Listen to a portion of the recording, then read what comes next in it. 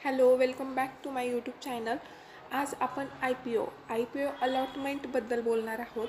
कारण की आत्ता मार्केटमध्ये खूप साऱ्या कंपन्या आपल्या आय पी ओ काढत असतात आणि आपला सगळ्यांचा एकच प्रॉब्लेम असतो की आपल्याला जो आय पी ओ हवा असतो, म्हणजे ज्याची लिस्टिंग चांगली होण्याची शक्यता असते किंवा ज्याचं जे लिस्टिंग गेन हे भरमसाठ भेटू शकतो अशी आपल्याला अपेक्षा असते किंवा आपल्याला माहीतही असतं, तो आय पी ओ आपल्याला भेटत नाही आणि आपल्याला जो आय पी ओ भेटतो तो चांगला लिस्ट होत नाही आणि आपले पैसे त्याच्यात अडकले जातात. तर आजच्या व्हिडिओमध्ये आपण की आपल्याला आय पी ओ मिळण्याचे किंवा आपल्याला आय पी ओ अलॉट होण्याचे चान्सेस कसे वाढवता येतील याच्याबद्दल आजच्या व्हिडिओमध्ये आपण बोलणार आहोत. तर नमस्कार, मी प्रियांका आपल्या यूट्यूब चॅनलवर तुम्हा सर्वांचं स्वागत करते आणि व्हिडिओ शेवटपर्यंत नक्की बघा. नक्कीच तुम्हाला ह्या व्हिडिओचा फायदा होईल. आता सगळ्यात पहिलं मी थोडक्यात तुम्हाला आय पी ओ म्हणजे काय हे सांगते. तर I P Ocha full form आहे इनिशियल पब्लिक ऑफरिंग. म्हणजे की एक प्रायमरी कंपनी असते, प्रायव्हेट कंपनी असते, तर ती आपले शेअर्स हे मार्केटमध्ये आणते. म्हणजे ती आता पब्लिक कंपनी होते. ज्यावेळेस एखादी कंपनी तिचे शेअर्स किंवा मार्केटमध्ये ती कंपनी लिस्ट होते, तेव्हा आपल्यासारखं कोणी पण पब्लिक ते परचेस करू शकतं स्टॉक आणि मग ती पब्लिक कंपनी होत असते. तर आय पी ओ म्हणजे काय, तर it is a process of offering shares of private corporation to the public in a new stock insurance of first time.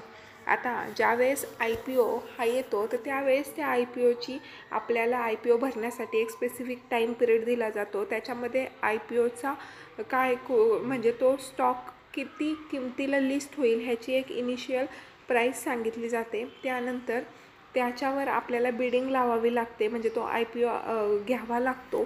त्यानंतर त्याच्यामध्ये किती शेअर्स येतील त्या स्टॉकचे, त्या कंपनीचे, हे पण सगळं दिलेलं असतं. त्यानंतर अलॉटमेंट टाईम दिलेला असतो, बिडिंग टाईम दिलेला असतो, लिस्टिंग डेट दिलेली असते.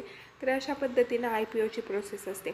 तर आता काय होतं की समजा एखादी कंपनी आहे, तिची खूप चांगली ग्रोथ आहे आणि त्यांना कॉर्पस जमा करायचा आहे, तर त्यांनी जर आय पी ओ आणला आणि आपल्यासारख्यांना माहीत आहे की आता ही कंपनीची ग्रोथ ही चांगली आहे, तर आपण काय करतो, म्हणजे प्रत्येकजण तो आय पी ओ घेण्याचा प्रयत्न करतो.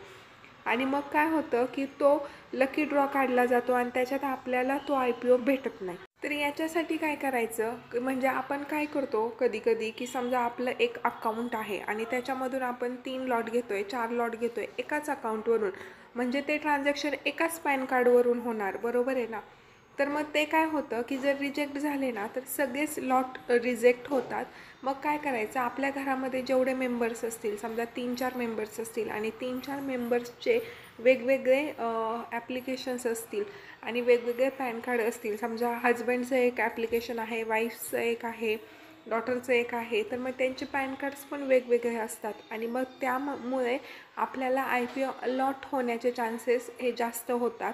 जर आपण घरातल्या वेगवेगळ्या मेंबर्सच्या वेगवेगळ्या ॲप्लिकेशनमधून जर आय पी ओला बिडिंग केली, आय पी ओ अलॉटमेंटची प्रोसेस कंप्लीट केली, तर आपल्याला तिथून आपल्याला तो आय पी ओ मिळण्याचे चान्सेस जास्त असतात. कारण कधी कधी काय होतं की एखादा आय पी ओ जो असतो ना, तो बराचसा भरतो, त्याच्यामध्ये खूप लोक त्या आय पी ओसाठी प्रयत्न करतात, आय पी ओ म्हणजे त्याच्या अलॉटमेंटसाठी प्रयत्न करतात आणि मग तो लकी ड्रॉ काढला जातो. आणि त्या लकी ड्रॉमध्ये जे नंबर असतात, आता समजा आपण एकाच पॅन कार्डवरून 4-5 अलॉटमेंट भरलं, तर मग आपला पॅन कार्ड नंबर आहे तर ते सगळेच रिजेक्ट होतात. त्यामुळे वेगवेगळे पॅन कार्ड वेगवेगळ्या ॲप्लिकेशनवरून आपण ट्राय केलं. तर हा एकच मार्ग आहे की ज्याच्यामुळे आपल्या आय पी ओ अलॉटमेंटचे चान्सेस वाढू शकतात. तर तुम्हाला व्हिडिओ कसा वाटला नक्की खाली कमेंट करून सांगा. आवडला असेल तर लाईक करा. चॅनलला सबस्क्राईब केलेलं नसेल तर प्लीज चॅनलला सबस्क्राईब करा. आणि तुमच्याकडे जर आणखी कुठली मेथड असेल आय पी ओ अलॉटमेंटचे चान्सेस वाढवण्यासाठी, तर खाली नक्की कमेंट करून मला सांगा. बाय.